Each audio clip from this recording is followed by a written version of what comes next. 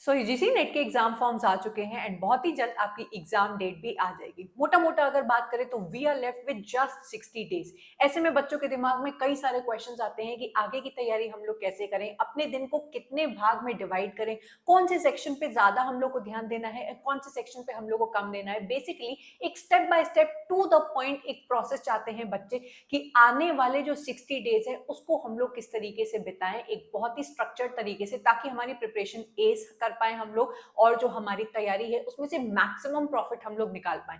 इन्हीं कुछ बातों के बारे में हम लोग बात करेंगे आज के इस वीडियो में and by the end of this video आपको क्लैरिटी मिलेगी कि आने वाले 60 डेज आपको किस तरीके से बिताने हैं। तो आइए स्टार्ट करते हैं। तो the number one thing is knowing your syllabus. बहुत सारे ऐसे बच्चे होते हैं बस कहीं से भी कंटेंट को कंज्यूम करके वो लोग पढ़ाई स्टार्ट कर देते हैं, उनको पता ही नहीं होता है कि उनका जो सिलेबस है वो कितने सेक्शंस में डिवाइडेड है। आपने अगर अपने सिलेबस के सेक्शंस एंड सब सेक्शंस बहुत ही क्लियर तरीके से बना के रखे हैं तो ट्रस्ट मी आपकी प्रिपरेशन एक बहुत ही अच्छी तरीके से सिग्रीगेटेड वाइज चलती है। आपको एक रोड मैप मिल जाता है कि इतना मैंने कर लिया, इतना मुझे करना है, ये जो सेक्शंस है मुझे नहीं आते हैं या फिर ये वाले सेक्शंस पे मुझे ज्यादा ध्यान देना है। आप जब अपने सिलेबस को अच्छी तरीके से पहचानते हो तभी आप आगे की अपनी प्रिपरेशन को बेटर कर पाते हो। इसी के साथ हम लोग चलते हैं सेकंड पॉइंट पे। सिलेबस जब आपको पता है, पूरी तरीके से आपने अपने सिलेबस को देख लिया है, तो उसमें से आपको पता होने चाहिए कि क्या है आपकी स्ट्रेंथ एंड क्या है आपकी वीकनेस। फॉर एग्जाम्पल, आप में से काफी सारे बच्चों की स्ट्रेंथ हो सकती है British literature, American literature, and बहुत सारे बच्चों की जो वीकनेस है वो हो सकती है आपकी literary theory and literary criticism. तो सिलेबस को जब आप सेक्शन वाइज डिवाइड कर लेते हैं एंड उसमें से आप प्लग कर लेते हैं या अलग कर लेते हैं अपनी स्ट्रेंथ्स एंड वीकनेसेस को, तो आपकी जो जर्नी होती है वो उतनी बहुत हद तक आसान हो जाती है in comparison to that child जिसको पता ही नहीं है कि सिलेबस कितने पार्ट में आपका डिवाइडेड है या फिर उसकी स्ट्रेंथ क्या है और उसकी वीकनेसेस क्या है। तो इसी के साथ हम लोग थर्ड पॉइंट को देखेंगे जो कि है divide the remaining 60 days into manageable study periods. Now you have to keep this in mind कि हर बच्चे की कैपेबिलिटी बिल्कुल अलग होती है।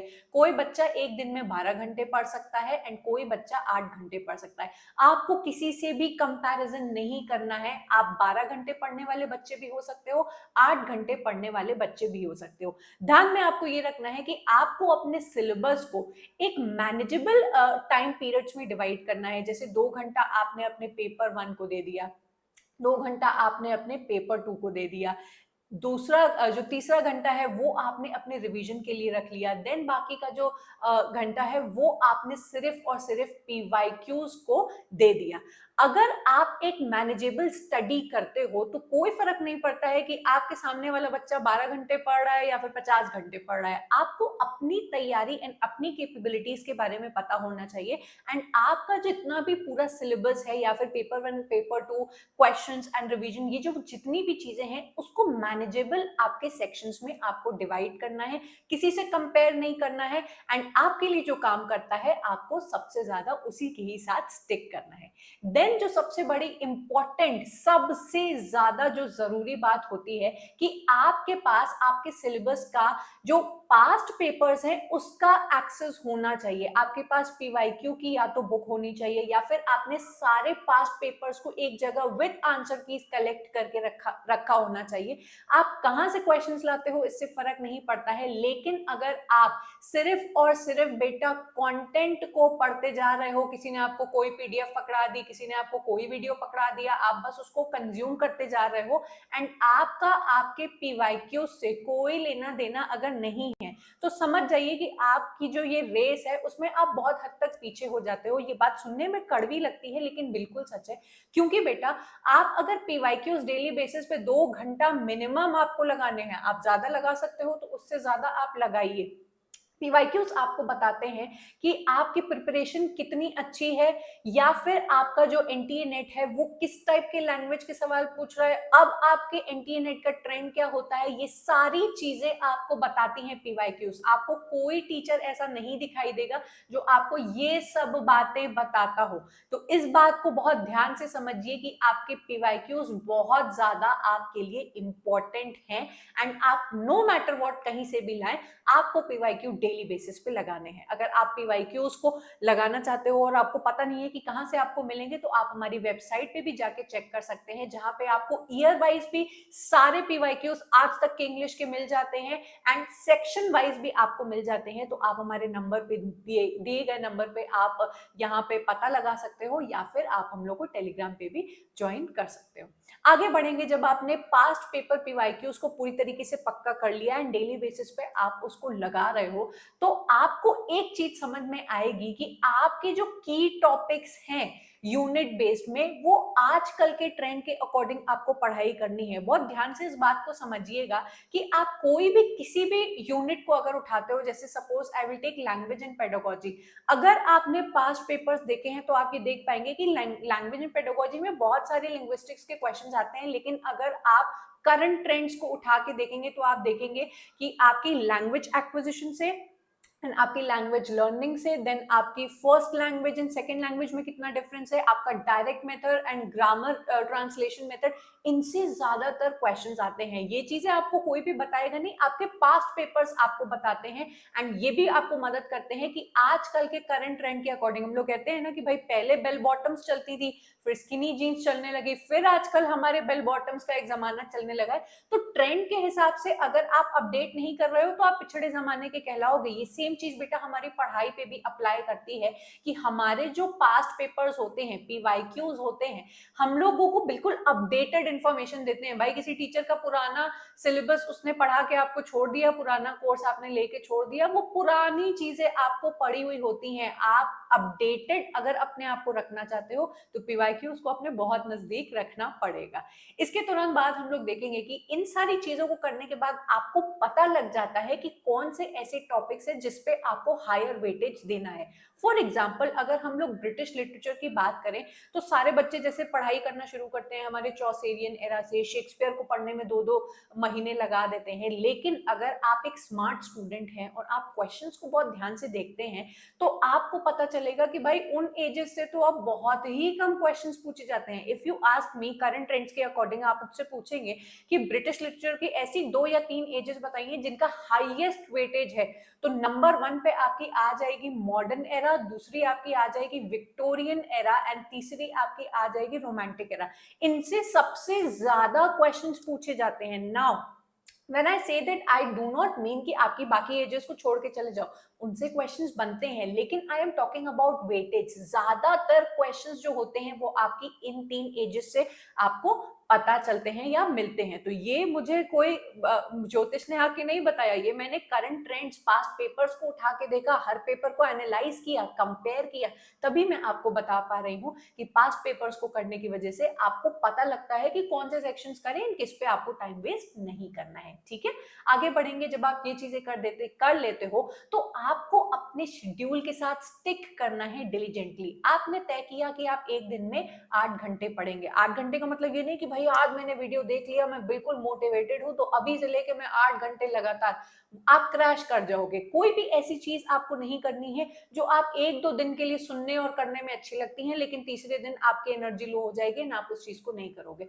अपने दिन को आपको प्रॉपर सेक्शंस में डिवाइड करना है, जहां पे आपको अपनी स्लीप एंड ईटिंग का भी बेटा बहुत अच्छे से ख्याल रखना है। ऐसा नहीं है कि बस एग्जाम आ रहे हैं तो पागलों की तरह 12-12 घंटे पढ़ रहे हो। 3-4 दिन पढ़ पाओगे, मैक्सिमम 1 हफ्ता पढ़ पाओगे, उसके बाद पढ़ाई छोड़ के भैया कहोगे नहीं देना है पेपर। तो अपने शेड्यूल को ऐसा आपको बनाना है कि आपको उसको प्रॉपर मैनेजेबल सेक्शंस में, भागों में बांटना है, उसके बीच में प्रॉपर आपको ब्रेक्स लेने हैं एंड उसके साथ आपको स्टिक करना है। ऐसा भी नहीं है कि हाँ यार बहुत अच्छा मैंने शेड्यूल बना लिया, एक दिन फॉलो किया, दूसरे दिन फॉलो किया, तीसरे दिन हमारा 8 का 6 घंटे हो गया, चौथे दिन हमारा 6 का 4 घंटे हो गया। ऐसा नहीं करना है। 8 घंटे अगर आपने तय किया है तो इन 60 दिनों में आपको पूरे 8 घंटे प्रॉपर सेक्शन वाइज डिवाइड करने हैं। ठीक है, आगे बढ़ेंगे।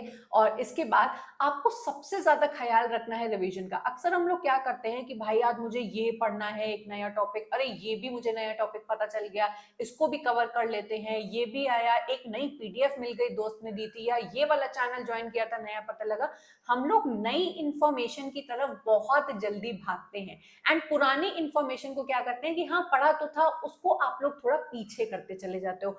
आपको ये ध्यान में रखना है कि एक दिन का समय जो आप 4 सेक्शंस में डिवाइड करते हो, उसमें नए कंटेंट को आप एक सेक्शन दोगे, वेयर एज आपके रिवीजन को भी एक प्रॉपर सेक्शन मिला होना चाहिए। आपको अपने रिवीजन को बेटा नेग्लेक्ट नहीं करना है, बिकॉज जो पढ़ा हुआ है उसको पढ़ने में ज्यादा टाइम नहीं लगेगा, थोड़ा सा टाइम लगा के आप उसको अपने मन में बिल्कुल पक्का कर दोगे।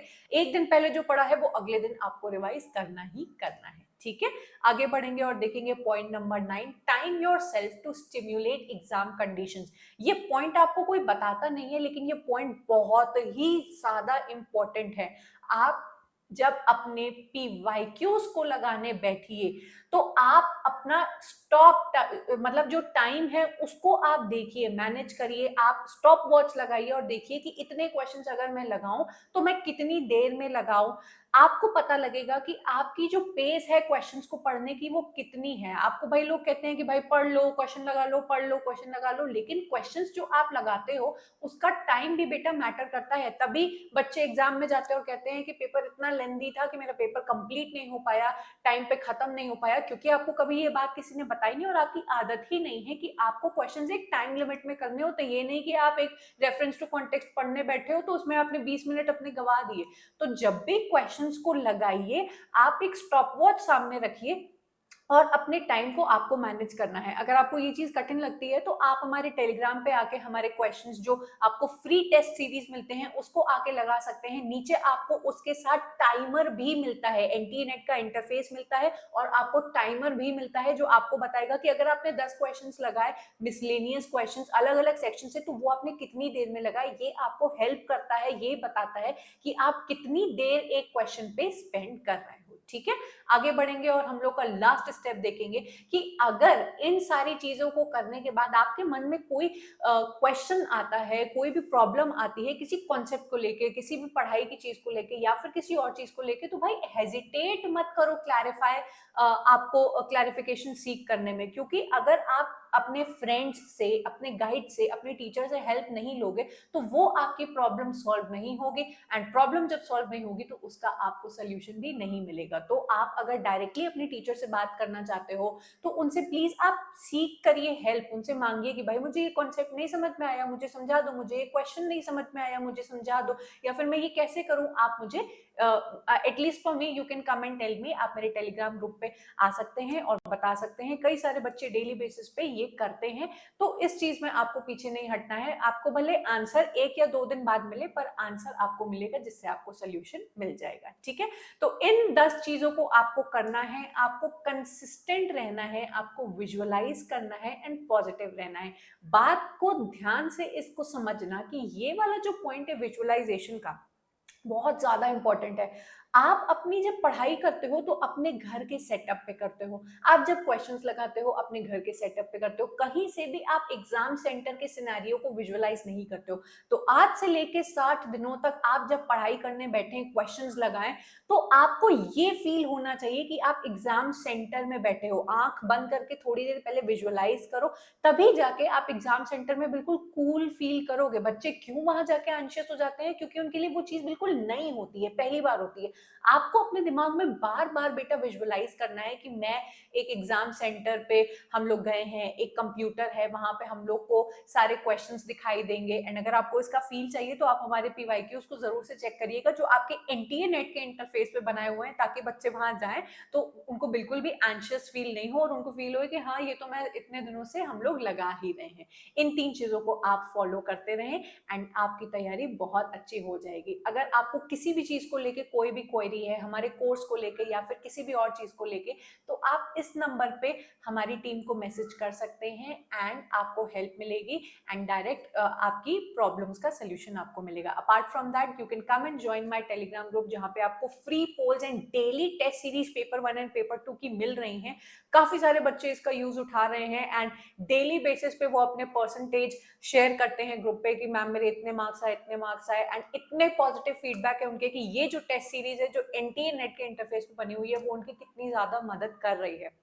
तो ज़रूर से इनको चेकआउट करिए, और अगर आप हमारा पेड कोर्स लेना चाहते हैं तो भी आप इस नंबर पे कंसल्ट कर सकते हैं। तो आई होप इस वीडियो ने आपको बहुत बहुत ज़्यादा मदद की होगी। अगर आपके दिमाग में अभी भी कोई क्वेश्चन रह जाता है तो कमेंट करना। याद है ना कि आपको हेजिटेट नहीं करना है कोई भी क्वेश्चन पूछने से पहले। ज़रूर से आप अपनी प्रॉब्लम्स को पूछ सकते हो, क्योंकि उसकी वजह से हो सकता है कई सारे बच्चों की भी मदद हो जाए। So I am going to take your leave. मिलते हैं हम लोग फिर किसी और वीडियो में। अपनी तैयारी को इसी तरीके से बरकरार रखिए, कोई क्वेश्चन हो तो पूछिए, बिल्कुल भी हिम्मत नहीं आपको हारनी है। ये 60 दिन शाहरुख खान का वो जो डायलॉग था ना कि ये कुछ 70 मिनट आपसे कोई छीन नहीं सकता है, तो ये 60 दिन आपसे कोई नहीं छीन सकता है। आप अपने इन 60 दिन को किस तरीके से शेप करते हो ये आपके हाथ में है। मैंने आपको एक रोड मैप दे दिया है, इस पे जो बच्चा ऑनेस्टली चल जाएगा उसको 100% रिजल्ट मिलना ही मिलना है। So all the best for your preparation. I am going to meet you up next in yet another video. Bye.